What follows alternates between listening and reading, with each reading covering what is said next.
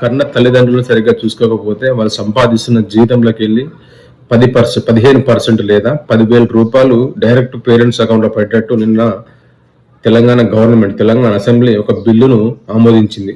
దీనికి గాను అనేక పార్టీల నుంచి వెళ్ళి మంచి మద్దతు వచ్చింది. సో మనల్ని కానీ పెంచి 25-30 సంవత్సరాల వరకు మనల్ని కంటికి రెప్పలా చూసుకుంటున్న పేరెంట్స్ సడన్ గా ఒక 60-65 సంవత్సరాలు వచ్చిన తర్వాత మనం వాళ్ళని అసలే పట్టించుకోవట్లేదు. దీనికి గాను ఈ బిల్లు వాళ్ళకు ఒక చేదోడు వాదోడుగా ఉంటుంది.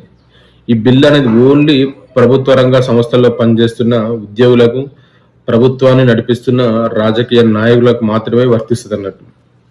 సో ఇది ప్రైవేట్ రంగంగా పనిచేస్తున్న, ప్రైవేట్ ఉద్యోగం చేస్తున్న ప్రతి ఒక్కరికి కూడా ఇది బిల్లు వర్తించాలని చెప్పేసి అని అనేక సంఘాల నుంచి డిమాండ్లు వస్తుంది.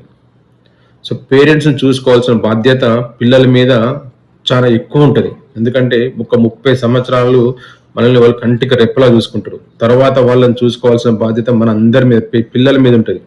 సో పిల్లలకు సరైన అవగాహన ఉండక ఎక్కడి నుంచో చిన్న చిన్న వేరే అదర్ అసెట్స్ నుంచి వాళ్ళకు ప్రెషర్ వల్ల పేరెంట్స్ సరిగ్గా పట్టించుకోరు. అది చాలా రాంగ్. అది మనం ఈ స్థితిలో ఈ విధంగా మనం ఈరోజు ఈ విధంగా మనం బతుకుతున్నామంటే దానికి కారణం మన పేరెంట్స్ని విస్మరించద్దు అసలు. ఇది ఓన్లీ పేద మధ్యతరగతి కుటుంబాలకి జరుగుతున్న విషయం కాదు. ఇది బడా అధిక డబ్బుల దగ్గర కూడా ఈ వ్యవస్థ జరుగుతుంది.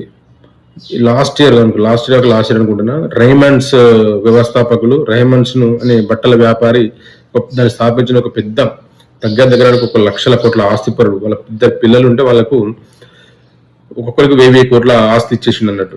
కానీ తర్వాత ఆయన చావు చాలా దారుణంగా చనిపోయిండు. పిల్లలు అసలు ఎవ్వరు దగ్గర రాకపోతే, అనాథాశ్రమంలో ఉండి చనిపోతే దహన సంస్కారాలకు కూడా రాలేదు, అంత దారుణంగా చనిపోయిండు. సో ఇట్లాంటి మనసున్న అనేక మంది మన సమాజంలో ఉన్నారు. వాళ్ళకు ఈ బిల్ అనేది ఒక గుణపాఠం లాంటిది. ఈ బిల్ అనేది ఓన్లీ ప్రభుత్వం వాళ్ళకే కాకుండా ప్రైవేట్ రంగంగా పనిచేస్తున్న ప్రతి ఒక్కరికి బిల్లు వర్తించేటట్టు రాబోయే రోజులలో చట్టం తీసుకురావాలని చెప్పేసి మేము మనస్ఫూర్తిగా కోరుకుంటున్నాం.